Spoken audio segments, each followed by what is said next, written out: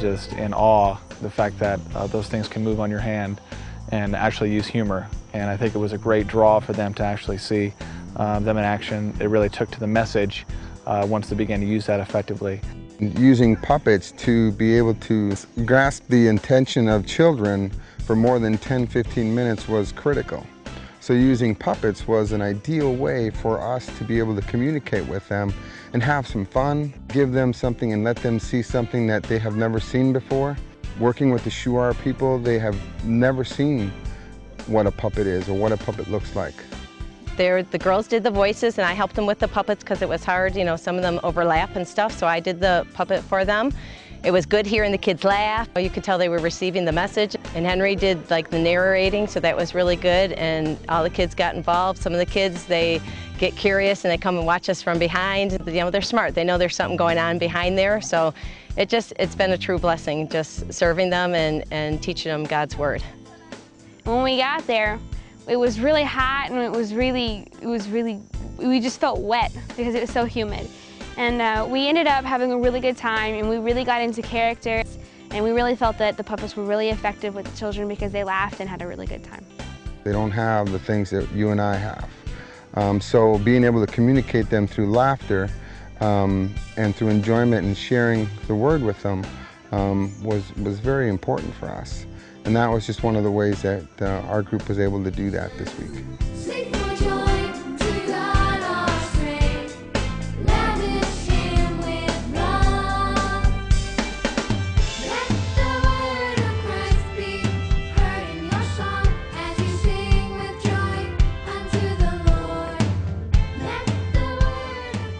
And especially in the crafts also, the kids got to actually make what they saw in action with the puppets, as far as visors and hats and crafts. And seeing the kids' attention span, we know normally is very low, but keeping their attention span for an hour and a half was very, very effective because of what we had.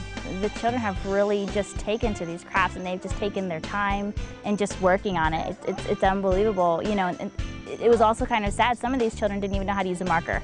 So I know they really enjoyed this new experience that they had.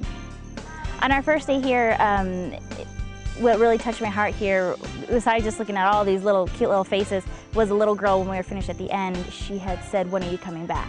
And that really just kind of touched my heart and broke me up at the same time. And it just made me want to make sure to come back again to be able to have this experience with them again. And every day, you know, every day we've gone to a new place and we've seen these children here, and you think you won't be as emotional the next day because you've been prepared for it the day before, and it's not the case. These are a whole new set of faces and new little hearts that you just fall in love with. Being able to help the kids just have something to take with them because they want something. They don't have anything. And being able to take the visors and the crosses and the stuff home with them was really just testament of what we did here. It was great to see as we left parts of the jungle, as we went down the road, that the kids would have their hats on, the crosses, waving to us, excited because of what they saw here. And so that made us feel real happy. And as far as the Bible lesson, Blanca did fantastic with her fluidity in Spanish, and Dominic was great as he stood there holding the signs and the balloons, not understanding a lot of Spanish, but his heart was totally in it. And I remember him telling me that as he put the crosses around the kids' necks, as well as Derek, as he also put the crosses around the kids' necks, that he really felt a connection with them, that the kids were actually getting it and receiving more of God in them. And I believe it was definitely an impacting trip for them. One of the biggest things that hit me really hard was on the first day when I asked if anybody has seen a Bible before, and I showed them and they said no. And I asked, do they even know what a Bible is? And they said no. And it made my heart so heavy. Everybody in America knows what a Bible is, and we take it for granted that everybody knows, and they don't even know, let alone know, you know, who Jesus is. That they actually understood, you know, about sin, you know, and how it weighs our life down, and when we give it all to Jesus, how Jesus takes that sin from us and just forgives us, and to see them respond to that and understand that was pretty amazing. And her section was very important because we know as the Word goes in our hearts, we know it's not going to return void, and we believe as these kids get older that the seed that was planted on this trip is going to bear fruit.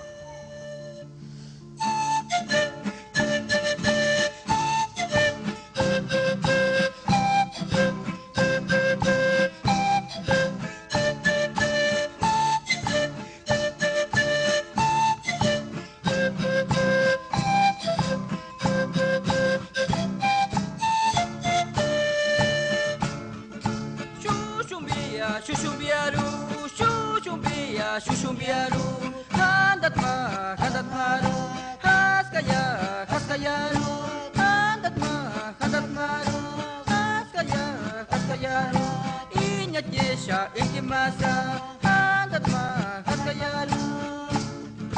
Chay.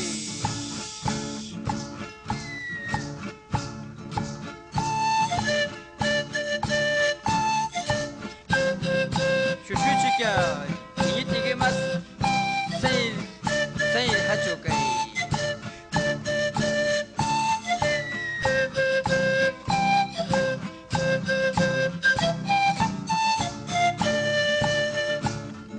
Shushumbia, Shushumbia, Shushumbia, Handat Maru, Haskayaru, Inidiasha, Ekemasa, Haskayaru, Handat Maru, Haskayaru.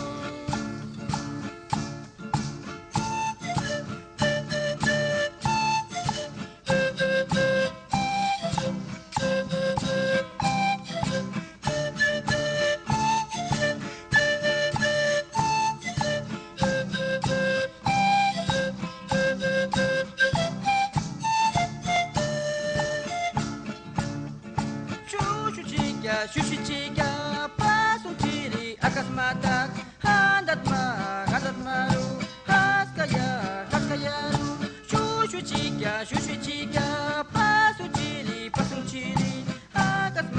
Akasmatak,